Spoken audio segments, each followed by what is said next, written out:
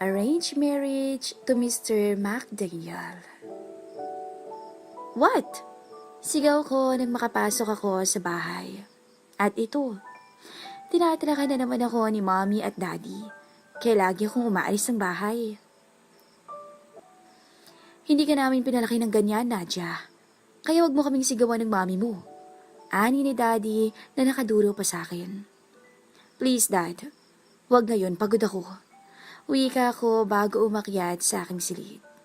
Ayoko munang makipagbardagulan sa kanila. Rinig ko pa ang pagtawag sa akin ni daddy. Pabagsak na nahiga ako sa aking kama at pinikit ang mata dahil sa pagod. Galing kasi ako sa party.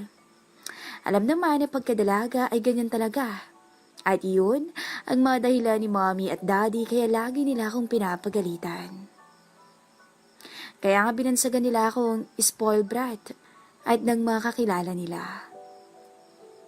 Pero yun lang ang paraan para mapansin nila ako. Total lagi naman silang wala dito sa bahay kasi ang inaatupag nila palaging business lamang. Ma'am Nadia, gumising na po kayo. Pinapatawag kayo ng daddy niyo po. Nagising ako dahil sa katok ni Yaya Tasha, na siya rin ang ikalawa kong ina sa tuwing wala ang mga magulang ko. Okay po, susunod na lamang ako. Wika ako bago tumungo sa banyo para maghilamos, tsaka bumaba. Himala na magkasabay tayong kakain. Pagak na sabi ko bago umupo sa hapag. Sanay kasi ako palaging mag-isang kumakain. Rumispeto ka nga, Nadia. Galit na sabi ni mommy. Bakit niyo ba ako pinagising kay Yaya? For some sermon na naman ba? Sabay irap ko at kita ko na naman ang pagpipigil ni daddy. Oo, dahil sobrang spoiled brat mo na, Nadia. Bakit ka ba nagkakaganyan, ha? Hindi naman kami nagkulang ng daddy mo, ah. Hindi raw nagkulang. Bakit hindi niyo po itanong sa mga sarili niyo kung bakit ako nagkakaganito? Sarkastikong sagot ko. Ginagawa namin ang lahat ng to, Nadia, for your future. To our family. Patuloy na sabi ni mommy. For my future? Or for the company? Huwag kang ganyan, Nadia. Malaki ka na. At nasa tamang edad na. Pag hindi ka pa tumigil sa pagkabrat mo, ay hindi ako magdadalawang isip na ipakasal ka. Sabi ni daddy na kinagulat ko at napatayo. What the? Ako ay papakasal niyo? Yan ang hindi mangyayari. Iniis na sabi ko at umalis sa hapag. Nakapagdesisyon na ako. Tsaka napag-usapan na namin yan ng mami mo. Sa inis ko ay ipinagtatatapon ko ang mga gamit ko sa loob ng kwarto ko. What the hell? Ni pinangarap ka na magka-boyfriend? Hindi ko hiniling eh. Asawa pa? Nagkakaganito lang naman ako dahil atensyon lang naman yung hinihingi ko. Pero malabong ibigay nila ang atensyon nila sa akin. Dapat kumpare eh. Minamadali na ang kasal ng mga anak natin eh. Kasalukuyan nag-uusap ang magkumpare sa napag-usapang kasalan ng kanilang mga anak.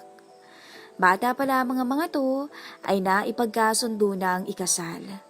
Matagal nang hindi nagkikita ang dalawa. Noong maliit pa ang huli nilang pagkikita, kaya tiyak na maraming nagbago sa dalawa. Don't worry, kakausapin ko ng mabuti si Nadia.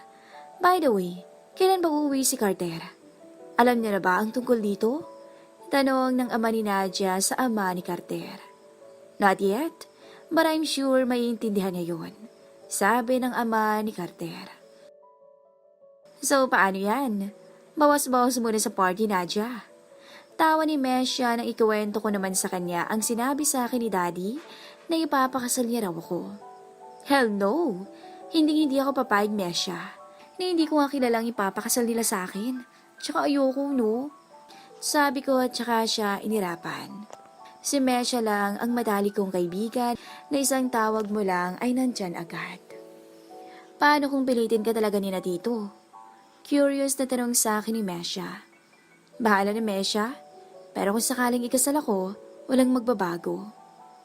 Basta, nandito lang ako lagi sa tabi mo. Alam mo namang maaasahan mo ko. Ngiting ani ni Mesha. Mamaya pala hindi ako makakasama sa party. Nais ko munang magpahinga. Pagpapaalam ko sa kanya. Okay, sige. Pag may problema, just call me and I'll be there. Anito bago na unang lumabas sa coffee shop. Naghihintay kasi ang boyfriend niya sa labas. Samantalang si Carter. Okay, I'll go home too, mommy. I'll just finish the meeting with my client. Sabi ko kay mommy habang naka-video call. I'm in London, but pinapauwi niya ako dahil importante raw. I haven't been home from the Philippines for a long time. Carter, be careful when you go home. Iting sabi ni mommy na ikinatungo ko na lang. Mom, bakit ba pinapauwi niyo ako ng urgent? May problema ba dyan? Takang tanong ko pa. Pag-uwi na lang natin yung pag-usapan. Sabat naman ng aking ama. Okay, Mom. But, just take care of yourself. Sabi ko bago pinatay ang tawag. Mamimiss kita, Insan. Bakit ka ba kasi uwi pa? Si Jello na pinsan ko na pumasok sa opisina ko. It's important daw eh, sabi ni Mami. Kaya pansamantalang ikaw muna ang mamahala sa company. Maasahan ba kita, Insan? Tanong ko dito. Siyempre. Basta may dots ba eh? Anya. Okay. Alam ko namang mambababae ka lang, kaya I will just send it to your bank account. Sabi ko. Nox? Yan ang pinsan ko, mapagbigay. Anya tsaka ako niyakap. Nakadiri ka? Ani ko. Dad, hindi na ba talaga magbabagong isip niyo? Tanong ni Nadia sa daddy niya habang nag-uusap sila ng masinsinan. Ngayon lamang sila nagkausap at sa ganitong paraan pa. Ang maikasal sa taong hindi naman niya mahal. Napag-usapan na natin to, Nadia. At bata pa lamang kayo na ipagkasundo na namin kayo.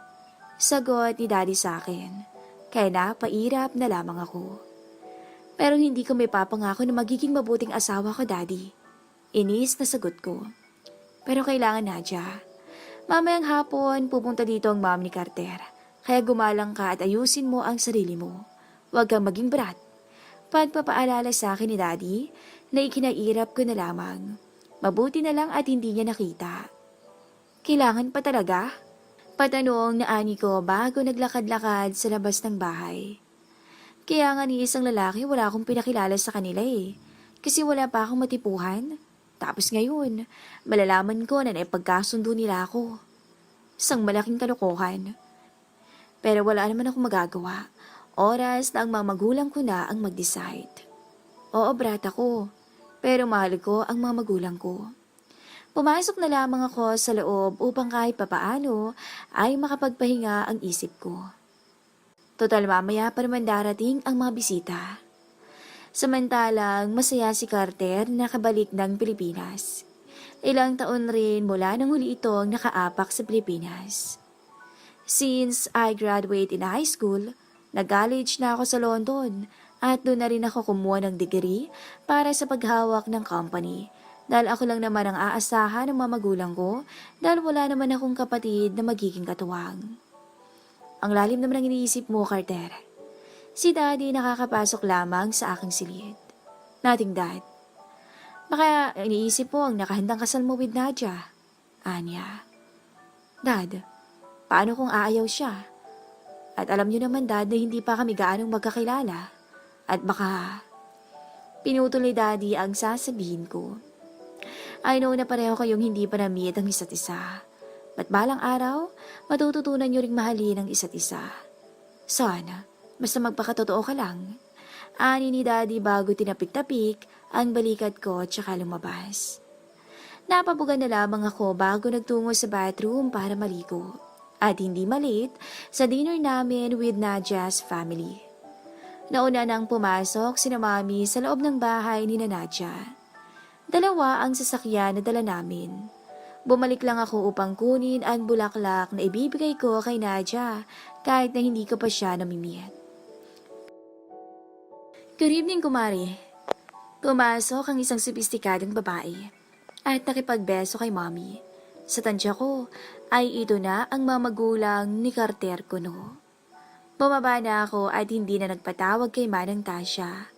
Ang suot ko ay floral dress na red na litaw talaga ang kaputian.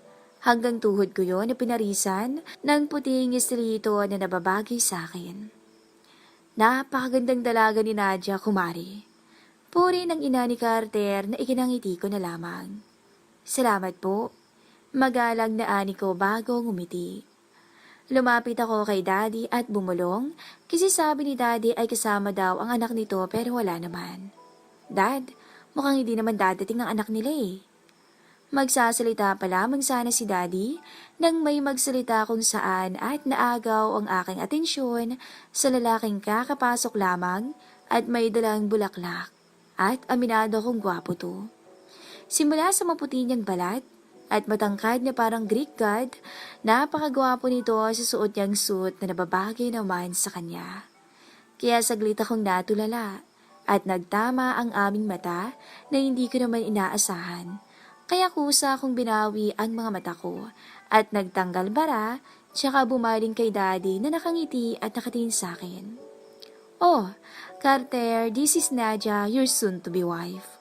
Walang trenong sabi ng mami niya. Kaya kung may iniinom siguro siya, ay tiyak na maibubuga niya yun. Tumingin naman ang Carter na yon sa akin at ibinigay ang bulaklak. Pagkatapos ay nagpasalamat na lamang ako. Ayoko naman maging bastos. Nadia? Anya bago inabot ang kamay niya sa akin na tinanggap ko naman kahit na ayoko sana. Na sana ay hindi ko nalang ginawa. Dahil para bang may naramdaman akong kuryente nang maglapat ang aming mga palad. Agad niya naman yung pinisil tsaka ngumisi, kaya yumuko na lamang ako sa di malamang dahilan.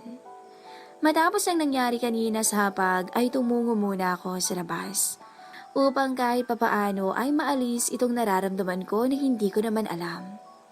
Ngayon ko lang to naramdaman, at kitang-kita ko kanina kung paano niya ako titigan mula ulo hanggang paa. Paano kaya kung manyak yun? Naku, ayoko pang isukong bataan sa taong hindi ko mahal, no? Napabuntong hininga na lamang ako at takmang babalik na nang may kung anong humawak sa bewang ko na ikinagulat ko ng gusto. Why are you here? Instead na nasa loob. Baritonong boses ni Carter habang nakatingin sa akin. Kaya bago ako sumagot ay tinanggal ko muna ang pagkakahawak niya sa bewang ko tsaka umatras. Nagpapahangin lang. Ikaw, bakit ka sumunod rito? Sinundan kita kasi wala ka naman dun sa loob. So, I decided to follow you. Anya na nakapamulisa. At bakit mo naman ako susundan dito? Taas kilay na tanong ko rito at kita ko naman ang pagngisi niya. Masama bang sundan ko ang soon-to-be wife ko? Anya tsaka ngumiti ng pagkatamis-tamis. Baliw ka siguro at iniisip mo talaga na totoo ang lahat ng yan. Iniis na sabi ko. Hindi naman ako baliw at sinusunod ko lamang ang aking mga magulang dahil mahal ko sila. Sagot ni Carter na nakapamulisa pa rin at kahit saang tingnan anggulo ay gwapo to at hindi yun maipagkakaila. Marami siguro tong babaeng na ikakama. Hay naku talaga, hindi talaga ako tatabi sa kanya. Sa halip na isipin yun ay isinawalang bahala ko na lamang. So parehas pala tayo? What if magkaroon tayo ng deal? Yung tayong dalawa lang ang nakakaalam. Total, 2 years lang naman ang magiging contract natin, di ba? Taas kilay na tanong ko na ikinalingon niya naman at naringkit ang mga mata nito. Magsasalita pa sana to nang mapalingon kami kina Mami na nakatingin sa amin, pati ang magulang niya. Mukhang nagkakamabutihan na kayo. Si Daddy na nakaakbay kay Mami nang mukhang nanunukso. At sana magtuloy-tuloy yan para mas makilala niyo ang isa't isa, di ba? Alam niyo, sa una lang naman kayo maiilang. Pag mas nakilala niyo ng isa't isa, tiyak na magkakasundo kayo. Mami naman. Wika ng Mami ni Carter na mukhang gustong-gusto talaga ako para sa anak niya. I hope, tita. Tito. Si Carter naman na hindi ko namamalaya na nasa gilid ko na pala. Ayan, bagay na bagay kayong dalawa. Tilay ng Mami ni Carter kaya napaiwas ako ng tingin nang magtama ang mga mata namin. Kita ko na naman ang pagngisi niya na ayaw ko talaga. See? Bagay daw tayo. Anya pa. Baliw ka lang siguro or what? Pabulong na sabi ko. Tita, pwede ko ba bukas makasama si Nadia? pagpapaalam ni Carter kina Daddy. Sure, iho, at magandang paraan yan. Ay, si Daddy talaga pumayag pa. Kung ako ang tatanungin, hindi ako sasama sa may saltik na to.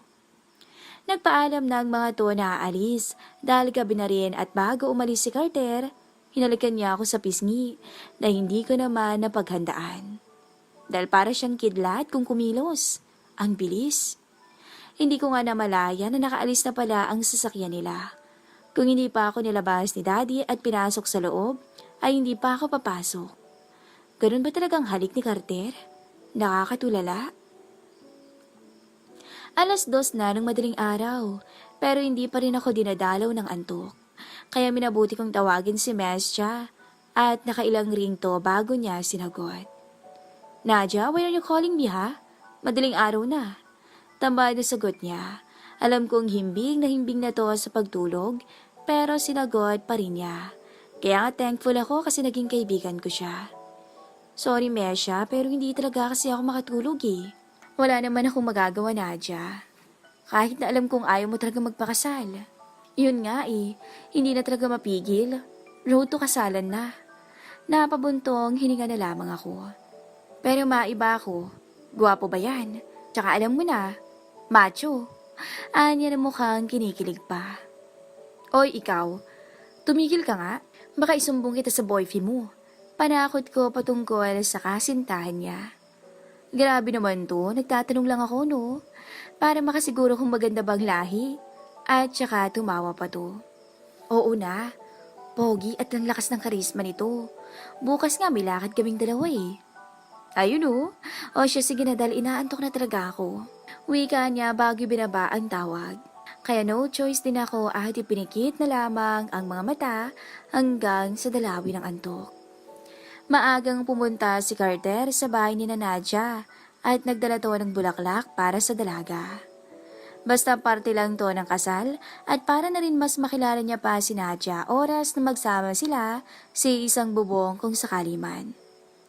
Napaaga yata iyo ang dating mo, hindi pa naman gising si Nadia. Yung batang yun talaga, pasensya ka na ha. Wika ng daddy ni Nadia nang makababa sa hagdan nang makita nito si Carter na nakaupo sa couch at nagkakape. It's okay tito, hihintayin ko na lamang. Saan ba ang lakad niyo iho? Somewhere tito, and besides, I want to know more Nadia before the wedding. And I want her to know me na rin po.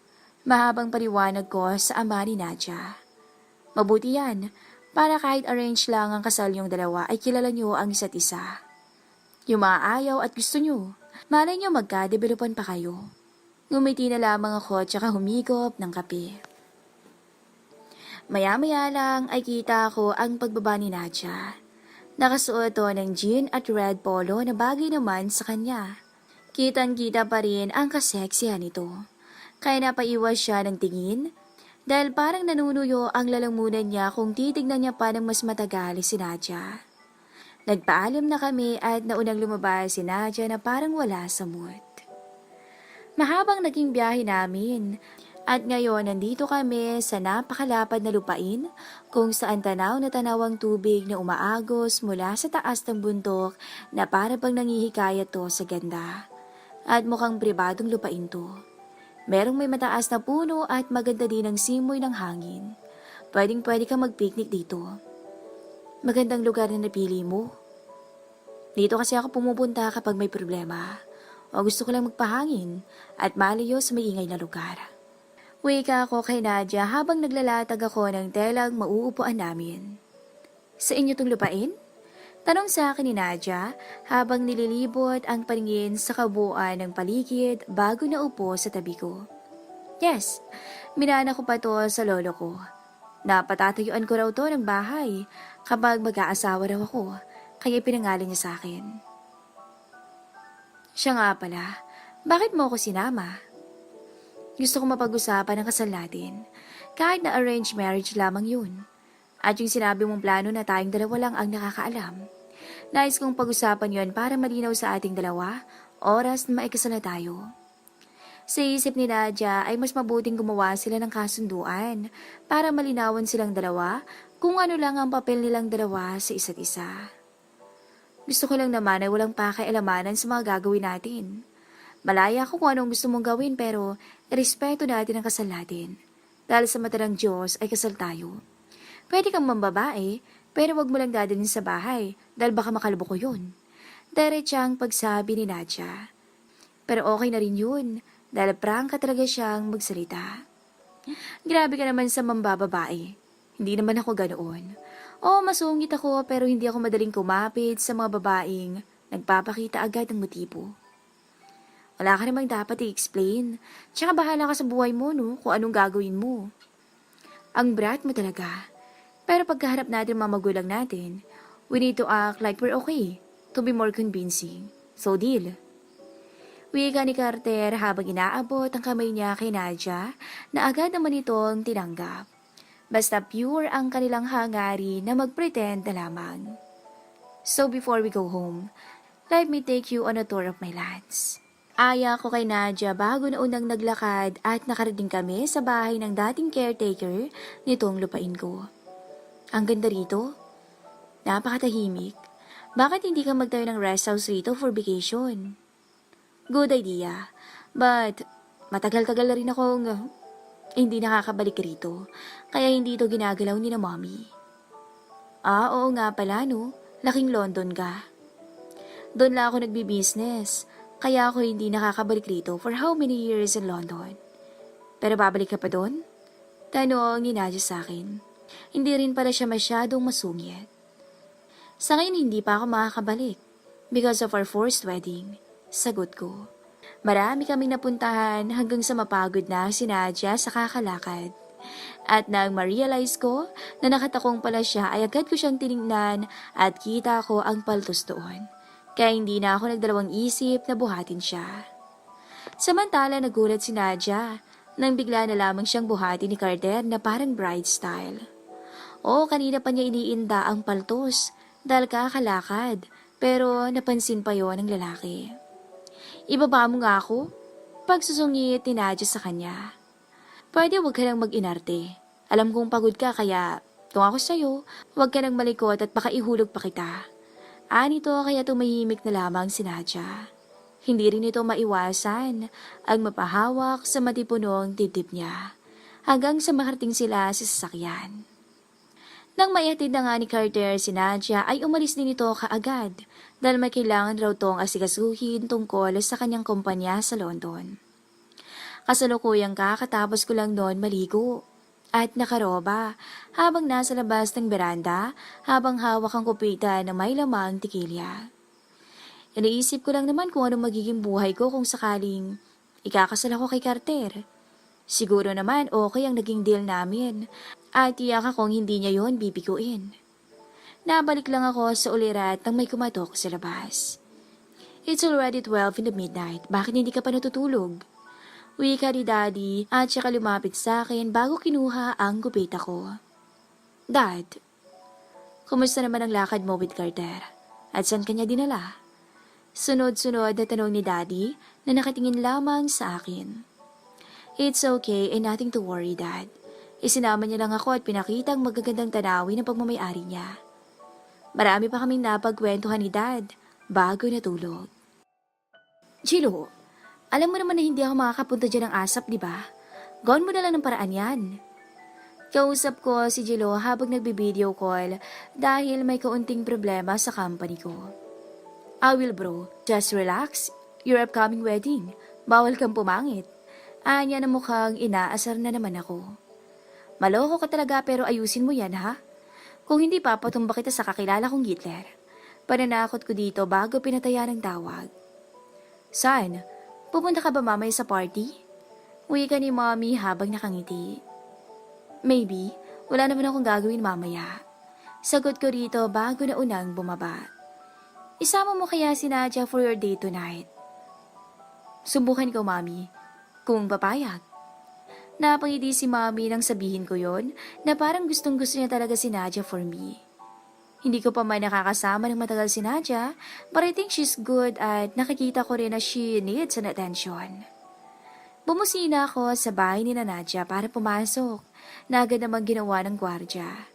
Nang makababa ay tanaw ko agad siya sa kanilang terrace na nakaupo habang nagdodrawing at hindi niya ako napansin na papalapit sa kanya. Marunong ka rin palang gumuhit. Ani ko habang nasa likod ako at kitang-kita ko ang mapuputing leeg niya. Bigla na lamang siyang napaangat ang tingin, kaya agad kong iniiwas ang mata ko. Kanina ka pa ba dyan? Tanong niya. Umupo muna ako sa kabilang couch bago sumagot. Hindi naman masyado. Nandito ako to invite you to be my date tonight. Ano pa bang magagawa ko? Soon ay makikilala rin ako ng lahat na asawa mo. Sagot niya habang patuloy na gumuguhit. At nakikita ko sa mata niya na hindi niya talaga gustong magpakasal. Wala ko rin naman, hindi. Pero katulad niya, ano bang magagawa namin? Oras na ang mga magulang namin ang humingi ng pabora. Alas 5:30 na nang matapos akong maggayak. Nakasuot lamang ako ng one-sided gown na backless kung saan kitang-kita ang mapuputi kong likod. Nang makababa ako ay nandoon na si Carter habang kausap si Daddy. Oh, nandiyan na pala ang pinakamaganda kong anak. Papuri ng ama ni Nadia habang pababato at hindi ko maitatanggi na nababagay sa kanya ang kanyang suot at sandaling napatulala ako sa kanya. Dad, remember I am your only one daughter? Nakangiting sabi ni Nadia sa kanyang daddy. Enjoy the party at huwag kang maiinom doon, ha?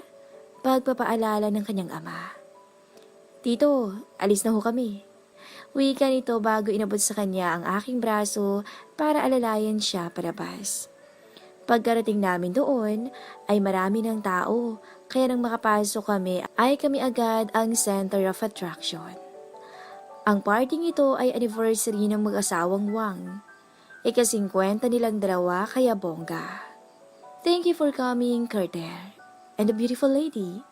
Wika ni Mr. Wang kasama ang kanyang asawa. Happy anniversary po to both of you. Pagbati ni Nadia. Nagpasalamat naman ang dalawa dahil sa pagbati. Meet my fiancé, Nadia. Pagpapakilala ni Carter kay Nadia na kinagulat nito pero kaagad rin ngumiti. Oh, really? Finally, nakahanap ka na ng babae na makakasama mo hanggang sa pagtanda. Tulad namin. Wika ni Mrs. Wang habang nakayakap kay Mr. Wang. Marami pang nakipagkamay at nakipagkilala sa kanila. Samantala, medyo okay naman ang party na dinuluhan namin ni Carter. Yan nga lang, wala akong masyadong kaibigan doon. Maaga rin kaming umuwi ni Carter at inihatid siya nito sa kanilang bahay. Kasalukuyang nag-aayos siya ng kanyang gamit ng may kumatok. Oo, brat siya, pero marunong naman siyang maglinis ng kanyang mga gamit. Yaya Tasha? Tanong niya nang lumabas at ang bumungad ay ang matandang katulong. Siya lamang ang naiwan dito sa bahay at ang mga katulong. As usual, ganito naman lagi ang mamagulang niya. Busy ang mga to sa company nila. Iha, pinapasabi ng mami mo at daddy mo na susunduin ka raw ni Carter mga alas 9, Iha. Bakit naman po? At saan ang punta? Magkakasunod na tanong ko kay Yaya Tasha. Ang pagkakaalam ko, Iha, magsusukat raw ng mga damit niyo para sa kasal. Sabi ni Manang bago niya pinagsaraduhan ng pinto at napabuntong hininga na lamang siya. Kaya bago pa dumating si Carter, ay gumayak na lamang siya para pagkarating nito ay makaalis sila agad at hindi na to maghintay pa ng matagal. Hindi nga nagtagal ay dumating na to sakay ng sports car nitong itim. At nang bumabato ay masasabing kahit na sinong babae ay mapapatulala dahil sa taglay nitong kagapuhan. Nakasuot kasi ito ng blue polo na nakatupi hanggang siko nito at naka-shades. Hindi nga niya namalaya na nakalapit na to sa kanya. Hey! Wika ni Carter sa may pitik ng kanyang noo kaya napaaray na lamang siya. Nakatulala ka na naman. Iting sabi nito kaya napaiwas ng tingin si Nadia. Ha? Hindi Anya upang maiwasan ang pamumula ng pisngi sa hindi malamang dahilan. I know na nagde-deny ka lang. O tingnan mo nga yung pisngi mo. Asar pa nito kaya nainis na hinampas niya to sa braso kaya tumigil to sa pagtawa. Nakakainis ka talaga. Napaka-feeling mo. Sabi ni Nadia bago pumasok sa sasakyan ni Carter na naiinis, habang si Carter naman ay papasok habang nakangisi. Nakarating sila sa isang sikat na pamilihan ng gown for wedding. At nauna siyang pumasok dahil nagparking pa ang binata. Pagpasok niya pa lang ay namangha na siya sa ganda ng pagkakadisenyo ng mga damit. Siguro kung hindi lang ito forced marriage, ay magiging hands-on talaga siya sa pagpili ng kanyang susuotin. Kaso nga lang ay hindi. Ang pangarap niya ay makasal sa taong mahal niya. At mahal siya na kayang-kaya siyang protektahan. Pero hindi na yon mangyayari dahil sa kasalang to na hindi naman niya gusto. Nabalik lamang siya sa katinoan nang hatake ni Carter ang mga palad niya patungo sa isang office na hindi niya alam kung sino ang pupuntahan nila. Nang makapasok ay hindi pa rin binabitawan ni Carter ang kamay niya. "Oh, you're here na pala." Ani ng babae na sa tingin niya ay may-ari ng store na pinuntahan nila. Maganda to at may ibubuga rin sa madaling salita. "Where's the gown of my soon-to-be wife and I?" Tanong agad ni Carter. Medyo kinilig man pero hindi yan pwede dahil may kasunduan silang dalawa. "Just wait a little bit. Pinapakuha ko na yun." By the way, I'm Mona and you are?" Patungkol ito kay Nadia. "Nadia?" Aritang ani ni Nadia dahil sa pasimpleng pagkakatlabi ng Mona na to kay Carter, kaya nainis na siya na hindi naman dapat.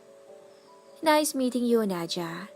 Hindi ko nga alam na ikakasal na pala si Carter. Sayang nga eh." Ani to ng mukhang nangaasar, tsaka tumingin sa binata na seryoso lamang sa kinauupuan. "Sayang?" Taas kilay na tanong ni Nadia. "Never mind, baka mamaya magsalos ka pa dyan." "I'm not like that, Mona. And I don't care if you and Carter have passed." Iritang ani ni Nadia na napatayo na rin, kaya naman nagsalita si Carter. "Pwede ba, Mona, wag ka na munang gumawa ng gulo? At pwede ba pakibilisan naman sa mga tao mo at may lakad pa kami?" "Okay, masyado naman kasing OA yung babaeng yan eh." Kaya nagpantig ang tenga ni Nadia at mabilis na itinulak si Mona na napakataraga. "Wag mo akong hamunin." Si Nadia nagalit na. Si Mona naman ay nakasalampak na sa sahig.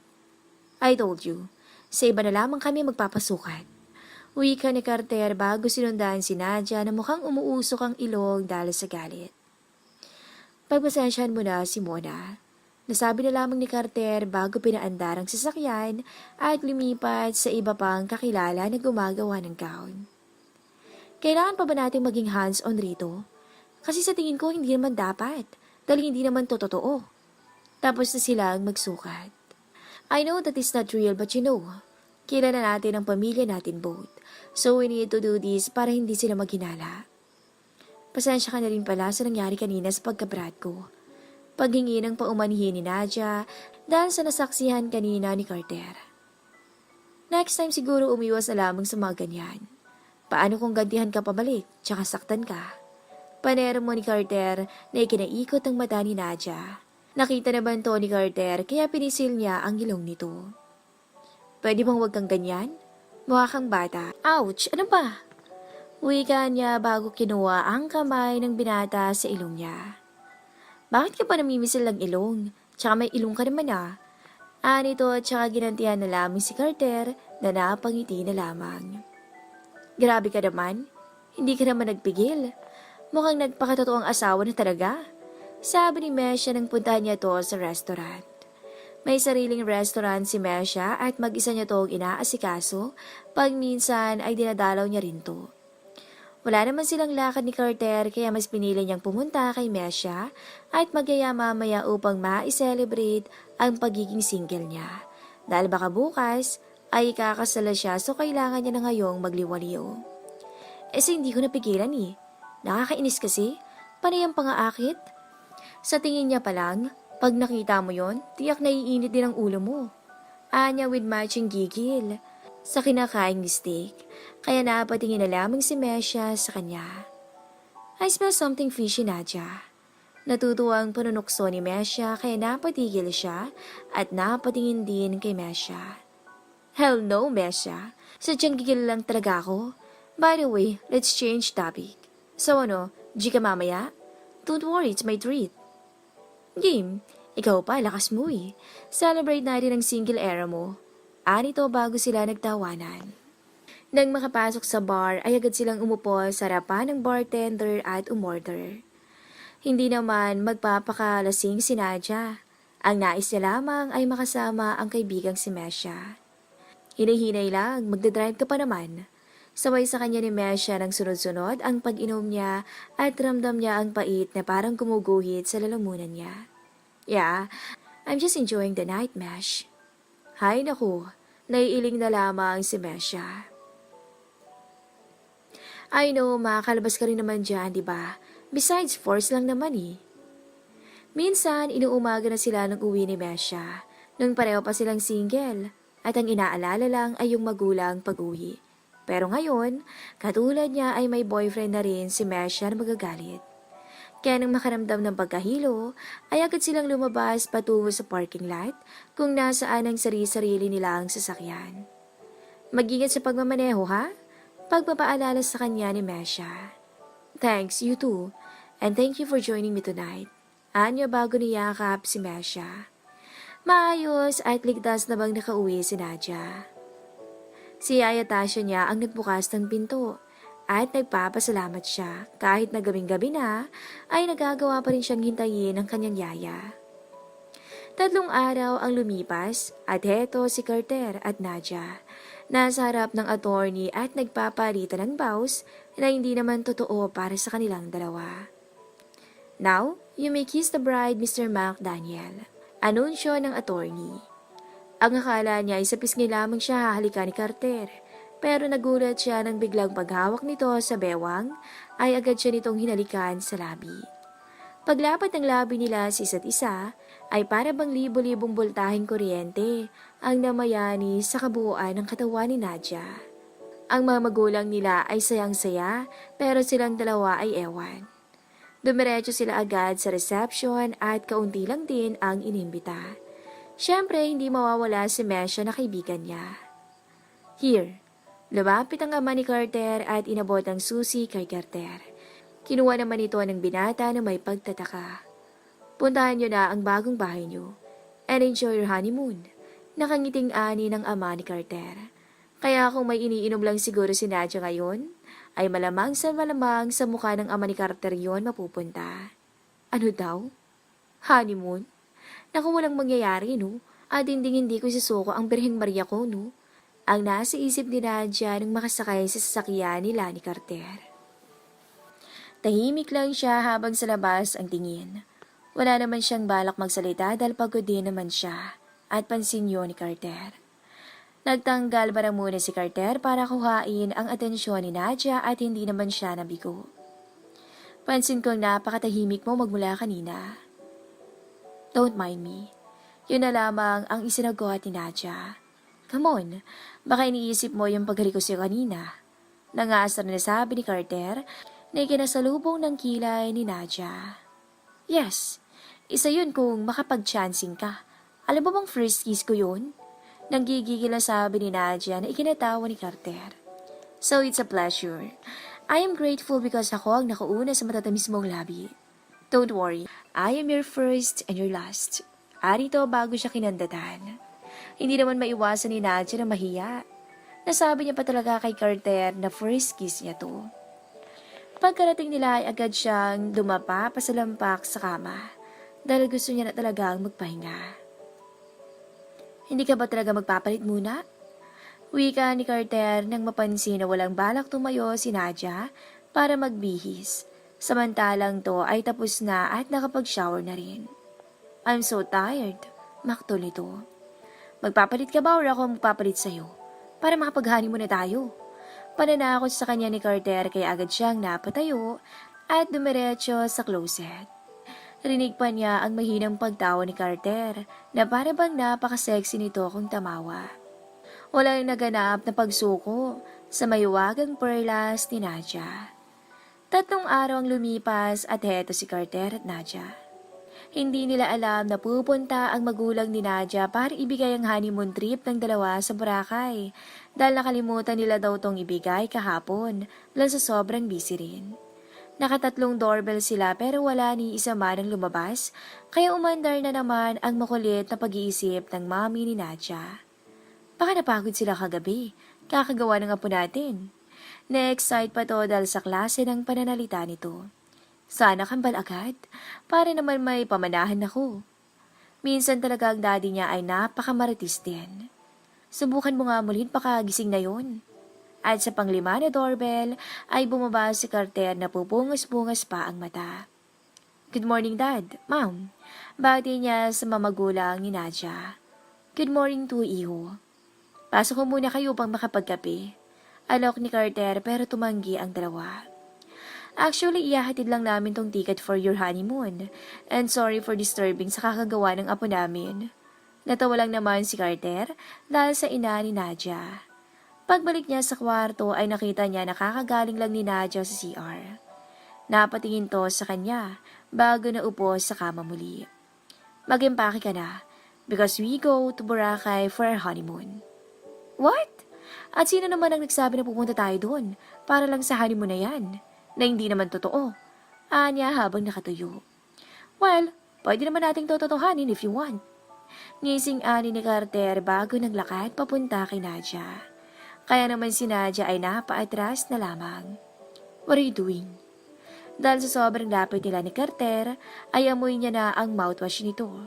Are you kissing me? Kaya napapikit na lamang si Nadia. Ilang segundo pa bago siya nagmulat dahil wala naman siyang naramdaman na kahit na ano. Pagmulat niya ng mata, ay nakangising si Carter ang nabungaran niya. I thought ayaw mong mahalikan, but parang nag-expect ka. Sa sinabi ni Carter ay parang napahiya siya. Babae pa naman siya. But don't worry. Saglit na tumigil si Carter sa pagsasalita at agad siya nitong hinalikan na para bang nag-teleport to dahil sa sobrang bilis ng pagkilos. I give you the kiss you want. Sabi nito at ngumiti sabay talikod na para bang walang ginawa. Naiwan naman si Nadia na nakatulala lamang dahil sa ginawa ni Carter. Maayos kaming nakarating at masasabi kong kapag dito ka magbakasyon, tiyak na mawawala ang problema mo dahil sa paligid. Bawat dadaanan mo ay may mga niyog na ang tataas na nagpapaganda din ng paligid at sariwang hangin na dumadampi sa balat namin. May mga magpapamilya, magkasintahan at magbabarkada ang makikita mo at ang sasaya nilang tignan. Tara na sa room natin. Ani ni Carter bago pinulupot ang braso niya sa bewang ko na kinagulat ko na lamang. Kailangan ba talaga may paghawak pa sa bewang ko? Taas kilay na tanong ko dahil kapag lumalapat ang mga pali ni Carter ay hindi ko maiwasan ang init na nararamdaman ko. Kaya't hanggat maaari ay iniiwasan ko ang kakaibang damdaming nararamdaman ko. Yes, of course, because you're my wife. Ani to bago ngumiti. Nagtungo muna kami sa front desk para kunin ang susi. Kung titingnan ay para kami talagang totoong mag-asawa. This is the key, sir, of your room. 143. Ani ng babae na panayang pangiti kay Carter na para bang nangaakit sa klase ng tingin nito. Miss, ang mata mo ilugar mo dahil may asawa ng tao, so get off your eyes or else. Pagmamaldita ni Nadia, kaya nagulat si Carter at bahagya ring napangiti. Bago pa darang nakinuwang susi sa nakayukong babae. Let's go, Han. Dinilan niya pa talaga ang Han bago lumingki sa braso ni Carter. Kung ganyan ka lagi, baka mainlove ako. Sabi ni Carter nang makapasok sila sa loob, kaya binitaw ni Nadia ang braso niya bago napairap. That's part of acting. Palusot niya na lamang dahil sa totoo lang, ay bigla talagang nag-init ang ulo niya nang makita niya ang babae na kung makatingin sa asawa niya ay parang nangaakit. Sa labas silang dalawa kumain upang makapagpasyal na rin at matikman ang iba't ibang seafood dito. Are you sure na mauubos natin lahat yan? Tanong ni Carter sa dami ba namang in-order ni Nadia na para ba itong magmumukbang? Ang daming seafoods itong in-order at isa na roon ng talaba at marami pang iba. Yes, of course. 2 kaya tayong kakain nito, no? Pagkatapos ito ay agad itong nilandakan ng pagkain na para bang may kaagaw to. Nagkamay din to kahit na hindi marunong masyado. Habang si Carter naman ay nakatingin lamang kay Nadia na sarap sa pagkain at mukhang hindi nito napapansin ang pagtitig nito sa kanya. Matapos nilang kumain ay naglakad-lakad sila sa dalampasigan. Kahit na gabi na ay marami pa rin ang naliligo. Ang iba ay sa tabi lang habang nakasandig sa puno ng nyog, habang tumutungga ng alak at nagchichill. Kumusta naman ang pag-handle mo ng company? Si Nadia na ang unang bumasag sa katahimikan nilang dalawa bago na upo sa bato. Tsaka naman siya tinabihan ni Carter. Okay naman, kahit minsan nakaka-stress. Ikaw, bakit hindi ka ang mag-handle ng company niyo? Nais din naman ni Carter na mas makilala pa si Nadia, kahit na alam niyang may kasunduan sila. Pero di ba pwede namang baguhin yun? Oras na magbago ang mga pananaw nila sa isa't isa at may totoo nang nararamdaman. Yung walang halong pagpapanggap. Ipinamana na ni Daddy sa akin yun. At kung gugustuhin ko ay maaari ko na yung i-handle. Pero ayoko talaga sa pagbibusiness. Pagsabi niya ng totoo dahil yun naman talaga ang totoo. Pero bakit naman ayaw mong humawak? Kasi alam ko na oras magkapamilya ako mawawalan ako ng oras. At yun ang ayaw kong mangyari. Dahil minsan naranasan ko na ang mga bagay na yan. Yung iniiwan ka sa yaya. At tuwing may mga importanteng okasyon sa buhay mo, hindi mo makakasama ang pamilya mo, ang magulang mo, at yun ang ayaw kong mangyari sa mga anak ko soon. Mahabang pagkakasabi at nag-iwas na lang ng tingin dahil naluluha na siya at kapag yuyuko siya ay tiyak na magsisilaglagan ang mga luha niya at ayaw niyang mangyari yun. Pero hindi ka naman pinipilit nila, right? Tango na lamang ang isinagot ni Nadia. Napayakap na lamang siya sa sarili nang humangin. Naka-sleeveless lang kasi siya, kaya ramdam niya ang lamig at kita naman yun ni Carter. Hindi naman nagdalawang isip ang lalaki na yakapin to. Alam niyang nagulat si Nadia sa ginawa niya. Pero kung ako, gusto ko talaga ay makapag-asawa ko. Yung hands-on lang sa mga anak namin at ako lang ang magtatrabaho para sa kanila. Ganun lang naman kasimple ang gusto ko. Wika ni Carter habang nakatingin sa kanya. Pareho pala tayo eh. Sabay ang pagligo nito kaya saktong pagharap niya ay naglapat ang labi nila ni Carter na ikinagulat niya. Pero kalaunay napapikit na lamang dahil parang nakalalasing ang halik. Parang madadala ka sa bawat pagdampi nito. Matapos ang nangyari kagabi ay parang nahihiya ng humarap si Nadia kay Carter. Kahit ito naman mismo ang unang humalik at tumugon lamang siya. Ewan niya kung bakit ganyan ang nararamdaman niya. Medyo nag-iiba. Kapag hinalikan siya nito ay hindi niya malang magawang itulak. Bagkus ay tumutugon siya. Kasalukuyan naglalakad siya ngayong umaga upang maglibot-libot. Dahil kahapon ay hindi man lang niya nalibot lahat. Mamaya na siguro siya maliligo. Hindi niya kasama si Carter dahil may tumawag rito. Ang pinsan nito na nasa New York na pansamantalang humahawak ng business sa asawa niya. Hindi niya kasama si Carter dahil may tumawag rito. Ang pinsan nito na nasa New York na pansamantalang humahawak ng business ng asawa niya. Napagpasyahan niya nang pumasok sa room upang magpalit ng suot dahil maliligo siya. Naabutan niya pa rin may kausap to kaya hindi na siya nagpaalam pa rito. Nagsuot lamang siya ng bikini na pula. Yun talaga ang paborito niyang kulay simula bata siya. Litaw na litaw talaga ang kaputian niya na animoy isa tong modelo sa klase ng paglakad nito. Matangkad siya at sakto lang ang kurba ng katawan niya. Kada may dadaan ay napapatigil sa pagsubo. Yun ang napansin niya. May mga sumisipol pero hindi niya naman yun pinapansin. Nakasade pa siya na bumagi sa kanya. Dala ang sunblock nito, umupo siya sa may ugatan ng nyog. Hindi pa siya nakakapagsimula nang may narinig siyang tilian ng mga kababaihan at nang lingunin niya ay si Carter pala. Katulad niya nakasuot din to ng shade na nakadagdag sa kapugian na kahit siya ay humanga talaga sa taglay nito ang kagapuhan.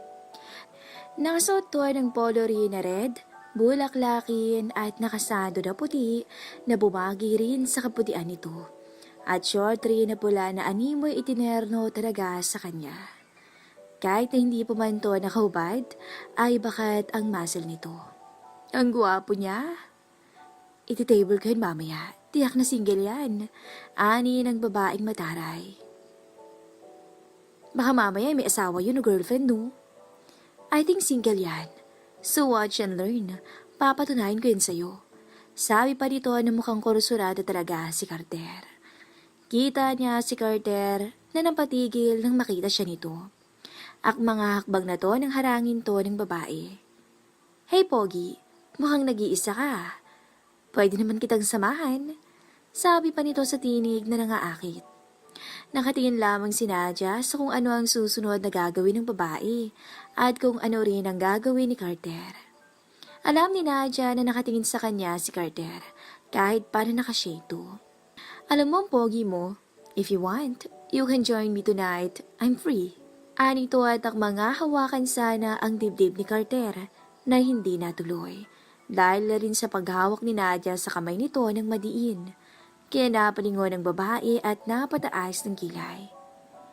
Who the hell are you? At pwede ba, bitawan mo kung babae ka? Anito. Huwag mo kung mababae lang. Dahil ako lang naman ang asawa nito.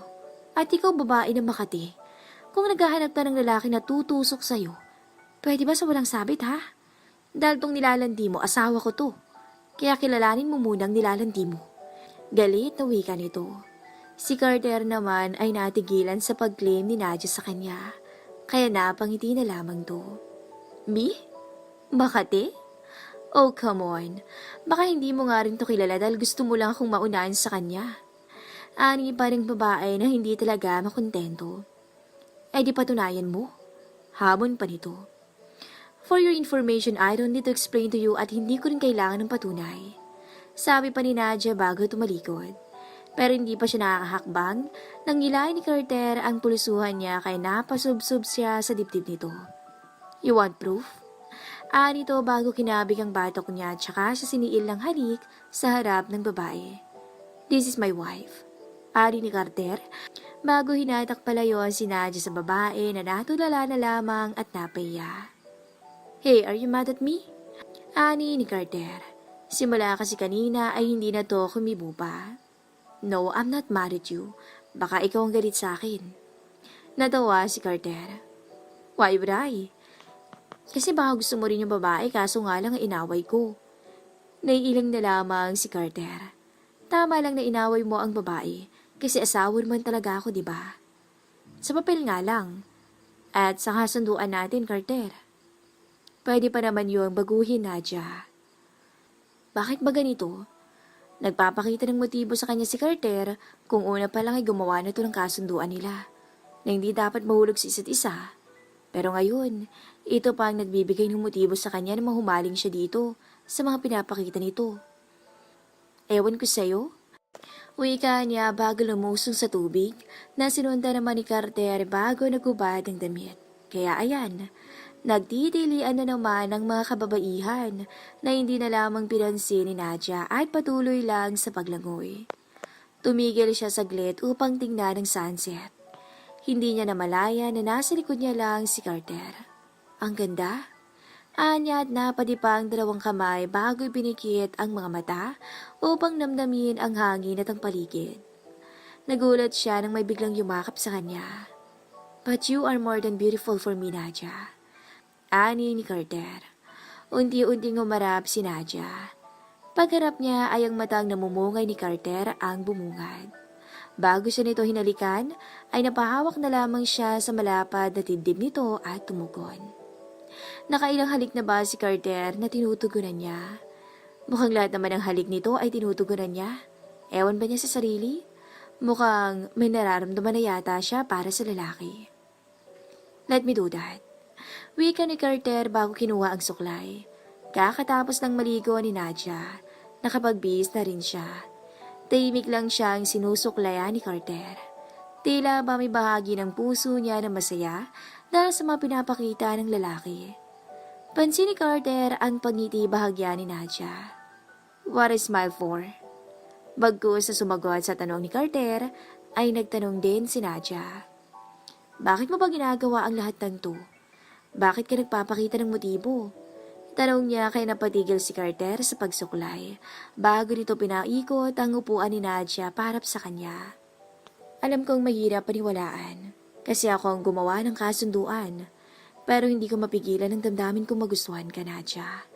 I know na ilang araw pa lang tayong kasal at nagsasama but I think gusto na kita.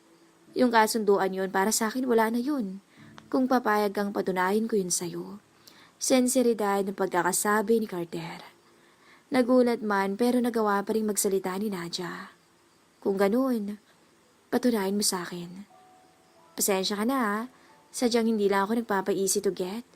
Baka kasi sa huli, ako lang rin ang masakatan. Nais kong patunayan mo, Carter, na mahal mo ko. Yun ang nasabi ni Nadia bago siya niyakap ng lalaki. Mamayang hapon ang flight nila pabalik ng Manila. 3 days lang sila sa Boracay pero sulit naman. Bago sila bumalik sa Maynila ay napagpasya niyang umulit muli sa paglilibot-libot at kumuha na rin ng mga litrato. Memories ba? Habang kumukuha siya ng litrato ay hindi niya pansin na kinukuhaan rin siya ng mga stolen shots ni Carter. May lumapit sa kanilang photographer at umalok to ng libreng photoshoot na sinang-ayunan naman agad ni Carter kahit na hindi pa pumapayag si Nadia. Basta-basta na lamang siya nitong hinila. Sari-saring mga post at aliw na aliw ang kumukuha. May iba na ring nanunood at pinag-uusapan sila. Pero para kay Nadia, maganda ang mga sinasabi ng mato. Ay, ang ganda at gwapo nila oh. Oo nga, bagay talaga silang dalawa. Tiyak na cute ang anak nila. Sana lahat may kanyang kagwapong asawa, no? Sir, baka pwedeng humawa kayo sa bewang ni Mrs. At ilapit niyo sir ng kaunting mukha niyo sa pisngi ni ma'am. Wika ng photographer habang nagmamando na sinunod naman nila.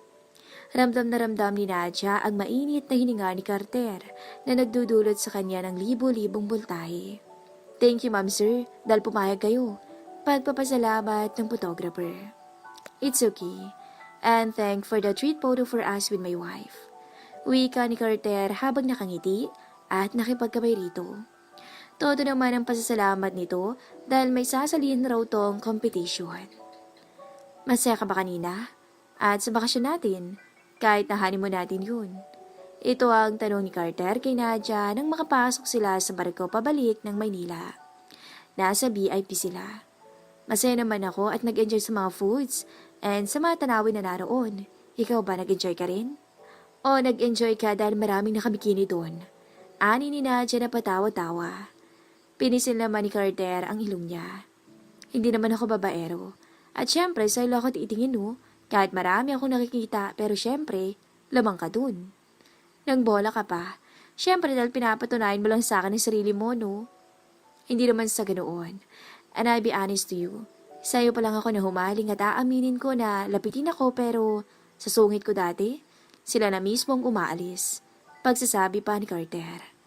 Dahil sa pagod ay naisandal na lamang ni Nadia ang kanyang ulo sa balikat ng lalaki at ipinikit na lamang ang mata. Malayo at matagal pa naman ang biyahe. Hindi niya nakita kung paano siya pinagmasdan ni Carter at napapangiti bago nito hinaplos ang pisngi niya. Tsaka siya nito inakmayan at isinubsob sa dibdib nito habang mayimbing na natutulog siya. Ilang oras din bago sila makarating sa daungan. Nagpasundo na lamang sila sa alalay ng daddy ni Nadia at dumiretso na rin sa bahay upang doon na lamang mag-dinner. Nagluto lamang ng adobo si Nadia dahil yun ang gusto niya at alam niya rin kung paano to lutuin dahil itinuro ito ng yaya Tasyo niya. Nang matapos magluto ay tinawag niya na lamang si Carter at sabay na kumain. Pagkatapos silang kumain ay siya na sana ang maghuhugas ng agawin yun ni Carter. Ako na dyan. I know that you are really tired, so maupo ka na lang dyan. Anito pa at nagsimula ng maghugas. Napangiti na lamang si Nadia habang pinapanood si Carter na maghugas. Medyo natagalan lamang dahil mukhang hindi pa to sanay. Hindi rin naman namalay ni Nadia na nakatulog na pala siya sa mesa kakapanood kay Carter. Ang gwapo kasi nitong tingnan habang nakatalikod dahil nakasando lamang to. Simula sa mapuputi at mababato nitong braso at sa tindig nito, napakalakas ng karisma. At hindi na rin magtataka si Nadia kung isang araw ay pagising niya, hinahanap-hanap na niya ang taong to. Binuhat na lamang siya ni Carter papunta sa silid nila. Malayang natititigan ni Carter ang maladyosa ng mukha ni Nadia bago to ninakawan ng halik at tumabi sa babae habang kayakap to. Ewan niya ba sa sarili? Bakit ang bilis niyang nagustuhan si Nadia? Siguro sa pagiging prangka nito at pinapakita talaga nito kung ano to. Basta nagising na lamang siya isang umaga na mahal niya to. Kahit na taon bago sila magkita ni Nadia, ay may mga picture na siya nito simula nang magdalaga to. Yun ang hindi alam ng mga magulang niya. Nagising na lamang si Nadia sa sikat ng araw na tumatama mismo sa mukha niya na galing sa beranda nila ni Carter. Akmang babangon na siya nang mapansin na may nakayakap sa kanya at si Carter yun, kaya napabalik siya sa pagkakahiga at tumagilid upang masilay ng malapitan ang gwapong mukha ng asawa. Hindi niya alam na gising na to at nagtutulog-tulugan lang. Siguro kung nakilala kita ng mas maaga, siguro hindi forced marriage ang mangyayari dahil mabait ka rin pala at mapagmahal at hindi ko yung nakita nung una. Sabi pa nito at hinawakan ang makapal na kilay ni Carter pababa sa matangos na ilong nito. Napatingin naman si Nadia sa mapupulang labi nito at hinawakan yun. Hindi naman siguro masama kung nanakawan kita ng halik dahil tulog ka naman. Kasi ikaw ilang beses na rin ang halik sa akin ng hindi nagpapaalam eh. Anya habang unti-unting nilalapit ang mukha kay Carter. Si Carter naman ay lihim na napangiti sa mga sinasabi ni Nadia. Nang hindi na makatiis ay siya na mismo ang humalik at nagulat si Nadia. Hindi talaga masama pag ikaw ang humalik, kahit na wag ka na magpaalam. Wika nito bago na pangisi. Kanina ka pa magising? Nauutal na tanong ni Nadia bago lumayo at naupo. Yup, kanina pa kita pinagmamasdan habang tulog ka at napakinggan kita.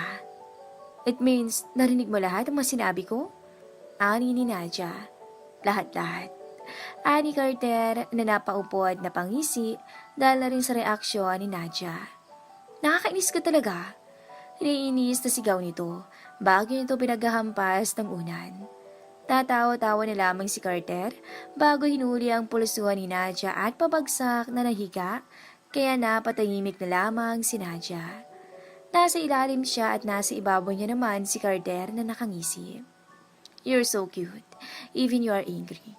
Ani pa nito habang hindi pa rin binibitawan ang pulsuhan ni Nadia at iyon pa rin ang posisyon nila. What are you doing, Carter? Kinakabahan na si Nadia sa mga kilos ng lalaki. Paano kung hingin na nito ang pinakaiingatan niyang B-card? Naku, hindi pa naman siya handa sa bagay na to. Hindi pa sa ngayon. May kapalit kasi ang bawat paghampas mo sa akin. So don't worry. Ani pa nito na ikinakabog ng dibdib ni Nadia. Kaya na isatinig niya na lamang. Please, hindi pa ako handa para sa ganito, Carter. Hindi pa sa ngayon. Sigaw ni Nadia habang nakapikit. Malakas naman na napatawa si Carter sa mga sinasabi ni Nadia. Hindi naman siya ganun. Kung sakali man ay magpapaalam siya kay Nadia at hihingi siya ng permiso. Kaya napatigil si Nadia at napatingin sa lalaki. Why are you laughing? Kung anong maring iniisip mo, mali yan. Hindi mo pa nga ako pinapayagan eh. At hindi ko rin alam kung may nararamdaman ka sa akin. Tsaka na tayo gagawa ng basketball team kung mahal mo na ako. Ani ni Carter bago siya inalikan sa labi, kaya napapikit na lamang siya. Yan lang naman ang gagawin ko sa iyo eh. Sabi nito bago umalis sa ibabaw niya at patawa-tawa. I smell something fishy on you ha, Nadia? Anong ganap? Nasuko na ba ang brilyante ng kagubatan? Panguusisa ni Mesha.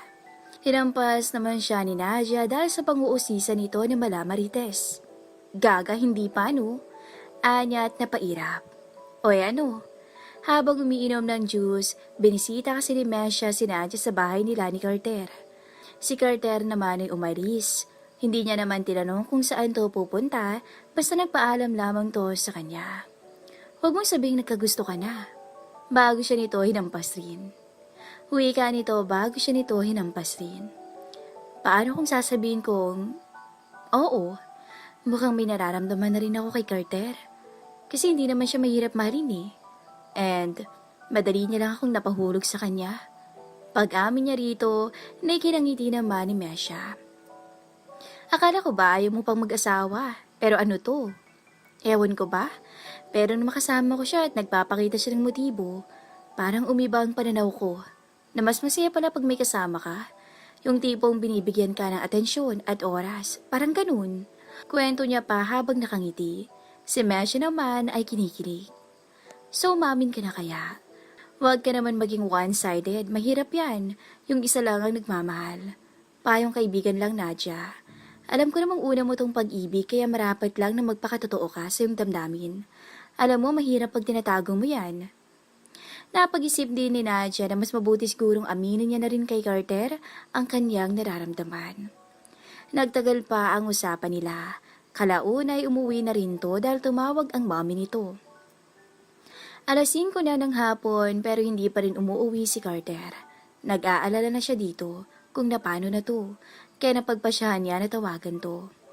Akmang ginadayal niya na ang numero nito nang makarinig siya ng ugong ng sasakyan. Kaya nagmadali siyang lumabas para tingnan kung si Carter nga ba to, at hindi nga siya nagkamali.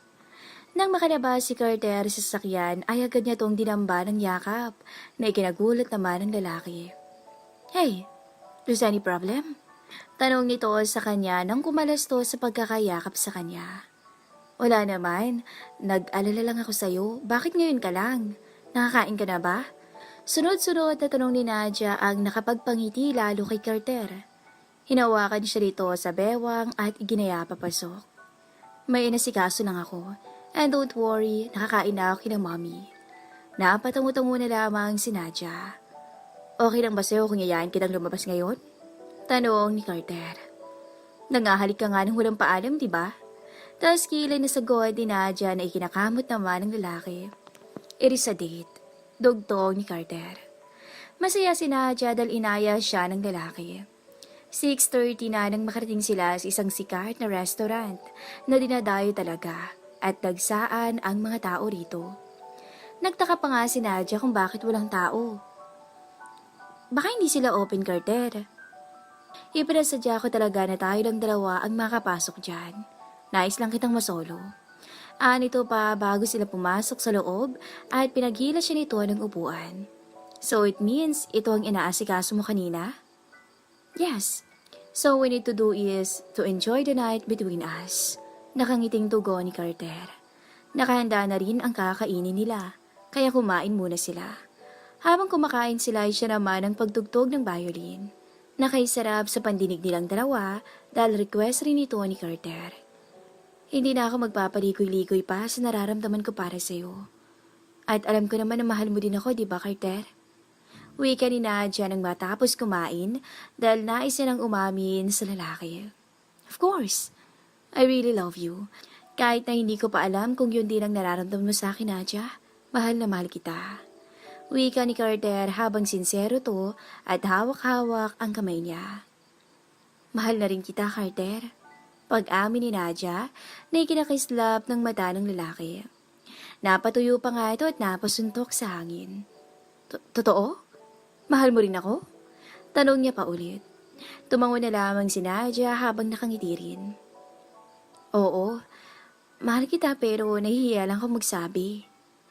Masayang-masaya si Carter. Hindi niya na mapigilan na mahalikan si Nadia sa harap ng staff ng restaurant, kaya nagpalakpakan ng mga to na nakapagpatigil sa halikan nila. Kaya nahihiya ang isinubsob ni Nadia ang namumulang muka sa dibdib ni Carter at ramdam na ramdam niya ang bilis ng pagtibok ng puso nito. Maagang nagising si Carter. Maganda talaga ang mood niya bukod sa umamin na sa kanya si Nadia. Kaya nais niyang pagsilbihan to. Kahit na hindi masyadong marunong magluto, ay inaral niya sa pamamagitan ng panunood sa YouTube. Para lang perfect ang nais niyang lutuin, apritada nila for breakfast at may omelette din siyang ginawa. Nais niyang bumisita sa biyanan, sa mga magulang ni Nadia. Nang matapos ay ginising niya na muna sa silid si Nadia upang kumain to. Ito naman talaga ang routine nila kung sino ang maunang gumising. But now, nais niyang sa mismo ang gumawa ng mga yon kahit na busy siya sa trabaho na palaging naka-online meeting dahil hindi pa siya makabalik roon. Sana ginising mo na lamang ako para ako nang gumawa dyan at hindi ka na mahirapan pa. Ani ni Nadia nang nakaupo na at ipinaghila ni Carter ng upuan. It's fine. Ako nang bahala at ayoko naman ikaw mahirapan. Uwi ka naman ito bago siya nito pinagsandok ng kanit ulam. Kaya mahal kita eh. Nakangiting sabi ni Nadia. Baka hindi ako makapagpigil at ikaw ang makain ko ngayong umaga. Pabirong ani ni Carter dahil sa paglalambing ni Nadia. Kinakabahan man dahil sa sinabi ni Carter, ay alam niya na karapatan naman yun ni Carter. Bukod sa mag-asawa na sila, pero nirespeto pa rin siya nito. At isa yon sa ikinahangan niya. After natin ay pupunta tayo sa bahay niyo. Bisitahin natin ang parents mo. Sabi ni Carter kay Nadia na mabilis kumislap ang mata at napatayo bago siya nito niyakap. Thank you. And I love you. Anito, ngayon lang nalaman ni Carter ang clingy at sweet side ni Nadia na gusto niya naman. Napadalaw kayong dalawa? Tanong ng ina ni Nadia bago sinalubong ng yakap ang anak at nakipagbeso kay Carter. Ang totoo si Carter ang nagyaya na dumalaw rito. Uwika niya habang hawak ang braso ni Carter at pansin yun ng ina niya kaya napangiti ito ng lihim. May good news ba? Yes, Mommy. I have a good news. Wika ni Carter habang hindi napapalis ang ngiti nito. What is it? May magiging apo na ba kami? O nagmamahalan na kayong dalawa? Tanong ng ina ni Nadia na may pananabik. Ang ama nito ay nasa taas. Me and Nadia ay nagmamahalan na. At wala nang halong pagpapanggap. Ani ni Carter kaya napatili ng malakas ang ina ni Nadia. Kaya otomatikong napababa ang ama nito na nag-aalala ang muka. Hey, what's happening here? At bakit tumitili ka, sweetheart? Hindi ito pinansin ng ina niya. Sinasabi ko na nga ba eh. At mauuwi din sa ganyan. At hindi ako makapaniwala na napatibok mo ang puso ni Nadia at napaamo Carter, iho. Masaya ang mga magulang ni Nadia, lalo na ang magulang rin ni Carter, na binalitaan na ng mga magulang ni Nadia. Nasa Indonesia kasi ang mga to dahil sa importanteng dahilan. Masaya ang naging tanghalian nila sa bahay ng mga magulang ni Nadia. At minamadali na nga sila ng mga to na gumawa na raw ng apo na ikinakamot na lamang ng ulo ni Carter. Dahil yun naman talaga ang gusto niya. Ang magkaroon ng anak at bumuo ng sariling pamilya. Pero ayaw naman niyang pwersahin si Nadia. Nirarespeto niya pa rin to kahit na alam niyang may pagmamahal to sa kanya. Kailan niyo pa balak bumuo? O baka nga sa Boracay, hindi kayo nag-ano alam niyo na yan. Ani ng ina ni Nadia na ikinayuko niya na lamang dahil talagang sabi kang ina na magkaapo. Hayaan mo na sila mahal, huwag na natin silang pakialaman. At alam na nila ang ginagawa nila. Uwi ka naman ng ama niya. Sana kambal agad. Dugtong pa ng ama niya bago tumawa. Nasa labas na sila ng gate dahil uuwi na sila. Mag-aalas 7 na rin at sa bahay na lamang nila sila maghahapunan. Pinadalahan na lamang sila ng pang-ulam. Sige dad, ma'am, mauna na kami. Tahimik lamang silang umuwi at hindi na rin nag-usap. Dahil nahihiya na rin si Nadia sa mga request ng kanyang magulang sa kanilang dalawa ni Carter. Alas 11 na ng gabi, pero hindi pa rin dinadalaw ng antok si Nadia, kaya naisipan niyang bumaba. Si Carter ay nasa baba kanina pa, at hindi niya alam kung ano ang ginagawa nito sa baba. Nang makarating siya sa kusina, ay kita niya si Carter na umiinom ng alak. Nagiinom lang siguro to dahil tulad niya hindi rin to makatulog. Why are you here? Gabing-gabi na dapat natutulog ka na. Ani ni Carter habang nakatingin kay Nadia na nakasuot ng 90s dress. Napapalunok na lamang si Carter dahil sa ayos ng asawa. Hindi kasi ako makatulog so I decided to down here para magtimpla ng gatas. Ikaw, hindi ka rin ba makatulog kaya ka umiinom? Wika nito habang inaabot ang garapon ng gatas na nasa cabinet. Dahil medyo mataas ang kinalalagyan ay tatawagin niya pa lang ang pangalan ni Carter nang may maramdaman siya sa kanyang likod. At si Carter yun. Next time, magsabi ka na lang para ako ni mismo ang gagawa. sabi nito. Amoy na amoy ni Nadia ang alak nito at ang pinaghalong mankulo nito. Ramdam din ni Nadia ang mainit na hininga ni Carter sa kanyang leeg. Lumingon siya upang magpasalamat sana kay Carter nang magtama ang kanilang tungki ng ilong. Sa sobrang lapit nun, ay napahawak na lamang si Nadia sa lababo dahil parang naduduling na siya sa sobrang lapit na. Salamat, Carter. Kahit na ganoon na ang kanyang naramdaman, ay nagawa niya pa rin magsalita kahit nauutal. Nakatingin lamang sa kanya ang asawa. Maya-maya pa ay pinatong ni Carter ang dalawang kamay sa lababo bago ito nagsalita. Can I kiss you? Paos na tinig nito na nakapagpatindig ng damdamin ni Nadia, na para bang nakakadagdag yon sa kagwapuhan ni Carter. Wala sa sariling napatungo si Nadia, kaya mabilis naman yung sinunggaban ng halik ni Carter. Napahawak na lamang si Nadia sa malapad na dibdib ng binata, dahil sa kakaibang sensasyong dulot ng paghalik nito. Kusa naman yung tinugunan ni Nadia, at nalalasahan niya pa ang alak nito dahil pumapasok ang dila ni Carter. Ang kaninang kamay ni Carter na nasa lababo, ngayon ay nasa bewang na ni Nadia, na hinayaan lamang niya.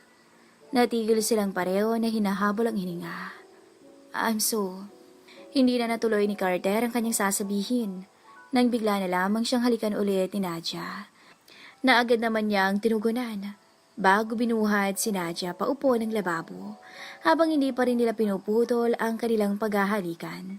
At ang mga kamay rin ni Carter ay lumalakbay na rin kung saan-saang parte ng katawan ni Nadia. Ang mga paa ni Nadia ay kusang kumalawit sa bewang ni Carter. Dahan-dahan namang naglakad sila patungo sa hagdan paakyat sa kanilang kwarto. Hindi na nga namalayan ni Nadia na nakahiga na pala siya sa malambot na kama. Siguro ay ito na rin ang panahon at oras upang ibigay ni Nadia kay Carter ang kanyang tiwala at pagmamahal. At yung gabing yun ay may nangyari sa kanila na hindi naman pinagsisihan ni Nadia, na naibigay na niya ang sarili sa kanyang asawa. Nagising na lamang si Nadia dahil sa pagkalam ng sikmura niya. Nang lumingon siya sa side table upang tingnan ang orasan, ay ganoon na lamang ang gulat niya nang mapagtanto na 10:30 na ng umaga. Paano ba naman? Mukhang pinanggigilan talaga siya kagabi ni Carter dahil buong magdamag siya nitong niromansa. Kaya mukhang bugbog talaga ang buong katawan niya na parang gusto na lamang niyang humilata. Pero dahil nagugutom, ay kinakailangan niyang bumaba at tiyak na naroon si Carter. Akma sana siyang babango ng mapangiwi dahil sa pagkirot ng gitnang bahagi niya. At naalala niya ang kahabaan ng sandata ni Carter na hindi niya akalain na makakapasok yun sa kanya. Mukhang pati matres niya nadali. Napailing na lang siya sa kanyang naiisip. Nagmuni-muni muna siya bago ulit sinubukang bumangon. At sa hindi inaasahan ay natumba si Nadia. At sakto namang pagbukas ng pinto at inuluwa roon si Carter na nakataples na may dalang tray at pagkain. Dali-dali naman siya nitong binuhat at pinaupo sa kama. Masakit pa rin ba? Tanong ni Carter kaya napayuko na lamang si Nadia dahil sa hiya at pamumula ng pisngi. Hindi mo na kailangang mahiya kasi nakita ko na yan lahat. Ani ni Carter na nakangisi kaya mas lalong nahiya si Nadia na ikinatawa na lamang ng lalaki. Oo, masakit pa rin eh. Kagagawan mo to eh. Magtitimpla lang naman sana ako ng gatas. Pag humaktol ni Nadia. Sorry, baray na ngayon lang yan. Hayaan mo at masasanay ka rin. Hanggat hindi pa tayo nakakabuo, ay asahan mo nang gagabi-gabihin kita. Ani ni Carter natatawa-tawa habang kinikindatan siya nito. But for now, kumain ka na muna dahil alam kong gutom ka at pagod. Pagkatapos ito ay magpahinga ka na ulit.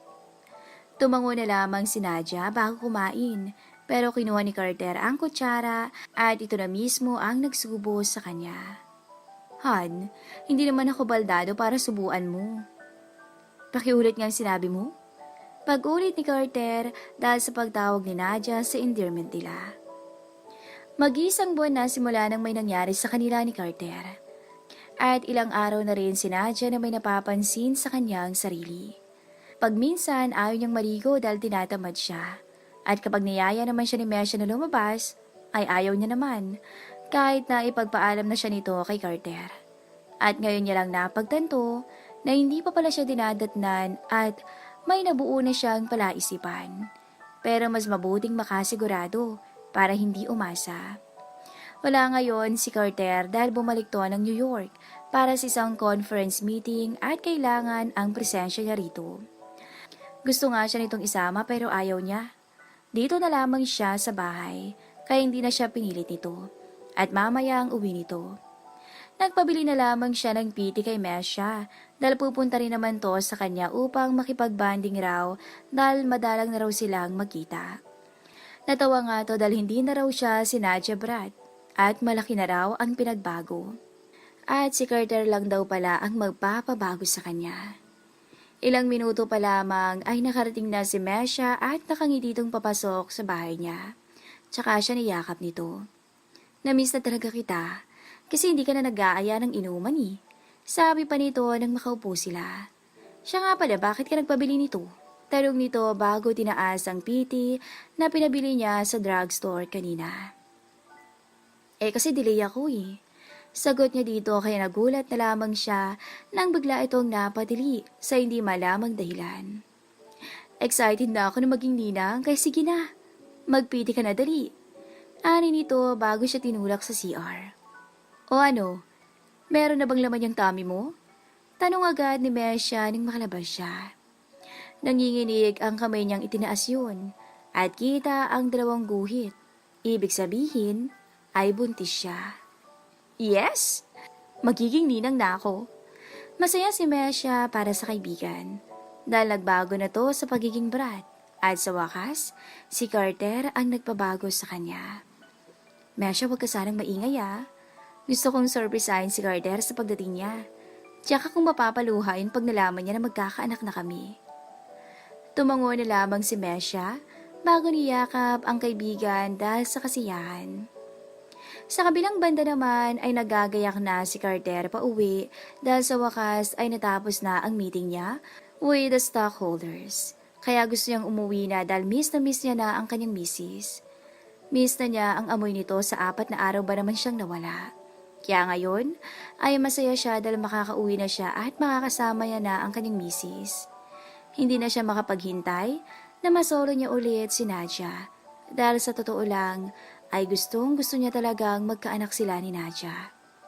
Madali lang sa pag-uwi ni Carter dahil may sarili naman siyang sasakyan pang himpapawid at may sarili din itong captain kaya madali siyang makauwi. Wife, I'm home. Pagkarating ay ang asawa agad ang hanap niya. Inakyat niya to dahil hindi niya makita sa baba at hindi naman siya nabigo dahil kalalabas lamang nito ng CR. Kakatapos lang nitong maligo. Nagulat man si Nadia ay mabilis niyang dinamba ng yakap ang asawa dahil na rin sa pagkasabik. Akala ko sa susunod ka pa uuwi. Tanong nito na hindi pa rin nakakalas sa pagkakayakap kay Carter. Nakaroba lamang si Nadia at wala tong suot na kahit na anong panloob. Alam mo na bang hindi kita matiis eh, kaya minadali ko na para makauwi ka agad sa'yo. Sagot ni Carter tsaka hinagkan sa labi si Nadia. Naputol lamang ang halikan nila nang magsalita si Nadia. May gusto akong sabihin sa iyo, hubby. Nakangiting sabi nito at ikinawit ang kamay sa batok ng asawa. Ang kamay naman nito ay nasa bewang ni Nadia. What is it? Magiging daddy na ba ako, wife? Biro ni Carter. Dahan-dahan namang tumango si Nadia na ikinagulat ni Carter. Totoo ba? Ayaw ko ng ganyang biro. Nito na hindi makapaniwala. Yap, magiging daddy ka na. Ani ni Nadia tsaka nilagay ang PT sa kamay ni Carter. Totoo nga. Yun na lamang lumabas sa mga labi ni Carter bago binuhat si Nadia. Sobrang saya niya. Nagbibiro lamang siya pero nagkatotoo na. Thank you, wife. Ani nito bago hinalikan si Nadia sa labi dahil naiyak ito sa reaksyon ni Carter. Dahil hindi siya nagkamali. Umiyak talaga to dahil sa kasiyahan na nadarama. Nang malaman ni Carter na magkakaanak na sila ni Nadia, ay agad niya itong ibinalita sa mga magulang niya. At sa magulang na rin ni Nadia na tuwang-tuwa dahil raw magkakaroon na sila ng apo sa wakas. Sana nga araw ay kambal ka agad. At simula nang malaman ni Carter na nagdadarang tao si Nadia, ay parang baldado niya tong ituring na ikinaiinis naman ni Nadia dahil napaka-protective ni Carter. Tulad na lamang ngayon, magpapaaral lamang si Nadia sa labas pero bantay sarado pa rin ni Carter. Hindi pa naman gaano kalaki ang tiyan ni Nadia at pwedeng-pwede pa siyang gumalaw at gumawa ng mga gawaing bahay. Pero hindi ito pinapayagan ni Carter. Ito naman ay madalang na lamang pumupunta sa opisina at nag-online meeting na lamang dahil ayaw niyang iwan si Nadia. Mas triple ang pagbabantay nito kay Nadia, lalo na sa mga kinakain nito. Abi, tawag ni Nadia sa asawa. Kakatapos niya lamang maligo at natatakam na naman siya ng ice cream. Iyon ang lagi niyang pinapabili sa asawa. May kailangan ka ba? O gustong kainin ha? Pero wag ice cream. But, yun ang gusto ko, please. Malamlam ang mata ni Nadia na nakikiusap sa asawa. Pero sabi ng obi mo bawal sa yun, wife. Please, makinig ka naman. Para yan sa'yo at kay baby. Ang gusto ko lang naman maging malusog kayo ni baby paglabas, di ba? Ayokong mahirapan ka sa paglabas ni baby. Paniner mo ni Carter sa asawa na ngayon ay nagbabadya na ang mga luha. Hindi mo ba ako mahal? Bakit? Pangit na ba ako, ha? Sa'yo nang gusto ko please. Yun ang gusto ko. Ani nito na napahugulgol na ng iyak. Kaya wala nang nagawa si Carter kung hindi patahanin to. Ito ang mahirap sa mga buntis. Minsan lagi nag-overthink at kailangan lagi mahaba ang pasensya. Hindi niya naman pinagsisihan na nabuntis si Nadia at palagi naiinis sa kanya. Mahal na mahal kita, yan ang tandaan mo. Kahit na tumaba ka pa, ikaw pa rin ang pinakamagandang babae sa paningin ko. Huwag ka nang umiyak ha. Iba na lang ang kainin mo. Pagpapatahan niya rito na ngayon ay nakakandong na sa kanya. Kahit nabibigitan ay hindi niya man lang magawang magreklamo dahil baka mamaya ay mag-umiyak na naman to na parang baka. I love you, hubby. Ani to ng tumahan. Tsaka hinalika ng asawa, kaya tinugunan yon ni Carter. Minsan talaga pagbuntis, masyadong mahilig. I love you today and wifey. Matapos ang ganong kaganapan, ay nagyaya naman tong pumunta raw sa mga magulang nito. Napadalaw ang magandang buntis ha? Sa lubong ng daddy niya bago siya nito niyakap. Siyempre, daddy, namiss ko po kayo ni mommy at ang luto niyong cookies. Nito na ikinangawi na lamang ni Carter. Kapag kasi hindi ito pinagbigyan, ay pupunta to sa mami niya at magpapaluto. Pinuntahan ni Nadia ang ina na naghahanda ng mga ricados para sa lulutuin itong cookies. At si Carter naman ay naiwan sa sala upang makipagkwentuhan na rin sa biyanan. Hindi ka ba iho nahihirapan dyan sa muntis mong asawa? Nakadalasan tinutoyo, alam mo na naglilihi. Natawa na lamang siya sa sinabi ng ama ng asawa. Nahihirapan po pero alam kong sulit din naman yun, Papa. At masaya po ako na magkakaanak na kami kahit na palagi po siyang moody. Ani nito. Marami pa silang napag-usapan ng biyanan bago umuwi dahil magagabi na rin. At syempre hindi sila uuwi kung hindi satisfied ang buntis. Tulad na lamang ngayon. Binuhat niya na lamang to dahil nakatulog to. Siguro dahil na rin sa pagkapagod at pagkabusog. Pagod man, pero isang tingin niya sa asawa at pagkasabi nito ng mahal siya nito, ay nawawala na agad ang pagod niya. Mabilis lang lumipas ang araw at buwan, at ngayon nga ay kabuwanan na ni Nadia. Hinihintay na lamang na pumutok ang panubigan niya dahil ayaw niyang pumunta pa sa ospital kahit na sumasakit na. Katulad na lamang noong nakaraang buwan, dinala din siya sa ospital dahil nag-aalala si Carter sa kanya. Dahil bigla na lamang sumakit ang tiyan nito. Mabuti na lamang walang naging problema dahil sabi ng doktor ay nasobran lamang to sa kinain. Dalhin na kaya kita para doon na lamang tayo maghintay. Sumasakit pa ba, wife? Todong pag-aalala ni Carter sa asawa. Nakatayo to at inihimas ang tiyan nito. Nakaduster to habang inihimas ni Carter ang likod ng asawa. Magsasalita na sana si Nadia nang makarinig sila ng tinig ng kanyang ina. Diyos ko, anak, manganganak ka na, pero ang tigas pa rin ng ulo mo. Panermo ng kanyang ina. Nandiyan naman ang ama niya na nakasunod lamang. Tinawagan to ni Carter dahil para siyang mauunang hihimatayin sa nerbiyos dahil nag-aalala talaga siya sa asawa. Bakit hindi pa kayo pumunta ng ospital? Kararating lang din ang mga magulang ni Carter. Pumutok na yata, Carter. Naisigaw na lamang ni Nadia. Kaya dali-dali naman siyang binuhat ni Carter at pinaharurot ang sasakyan papuntang ospital. Pagkarating doon, ay agad silang inasikaso dahil kilala naman sila doon. Ilang minuto pa ay rinig na nila ang iyak ng sanggol, kaya hindi mapigilan ni Carter ang mapaluha. Dahil sa kasiyahang nadarama, nayakap niya na lamang ang mga magulang at biyanan. Mom, Dad, magiging daddy na ako. Anya sa mga magulang kaya natawa ang daddy niya dahil ngayon niya lang nakitang umiyak ang uniko iho nila. Para ka namang bakla anak, pero congrats sa'yo at magulang na kayo ni Nadia. Kaya dapat lang na mas pagtibayin niyo pa ang inyong relasyon.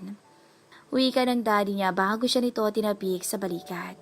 At ganoon din ang ama ni Nadia. Alagaan mo ang mag-ina mo ang mabuti. Opo, salamat po sa suporta ninyo. Napakasaya ko po dahil ama na talaga ako. Hindi nga ako makapaniwala na dati ay ikaw pa ang kalong ko. Ngayon ay may anak ka na. At ngayon naman, ang anak mo naman ang kakalungin ko anak. Sabi ng ina niya. Maari na po ninyong puntahan si Mrs. Nakangiting sabi ng nurse bago sila nito iniwan. Pagkapasok ay si Nadia ang una niyang nasilayan habang nakangiti ito at kalong ang anak nilang healthy. Baby girl. Hindi naman mapigilan ni Carter ang mapaluha muli. Wife, thank you and I love you. Anya bago to hinalikan sa noo. I love you too, hubby. Tugon naman ni Nadia. Napakagandang bata ng aming apo. Puri ng ina ni Nadia. Natakot pa nung una si Carter na hawakan ng anak nila dahil hindi siya marunong humawak ng baby pero tinulungan ito ng kanyang ina. Napakaganda mo talaga anak. Mahal na mahal ka ni Daddy and thank you dahil hindi mo pinahirapan si Mommy. Pagkausap niya sa anak kahit na alam niyang hindi pa siya nito naiintindihan. Thank you hubby for coming into my life. At ikaw ang nagpabago sa akin. I thank you dahil nagtiis ka sa ugali ko. Alam kong hindi man naging maayos ang una nating pagkikita at paghaharap, ay hindi ko akalain na babagsak rin pala ako sa iyo. Kaya salamat. Mahal kita. Binigay ni Carter sa biyanan ng anak nila para daw magkaroon sila ng moments isa't isa.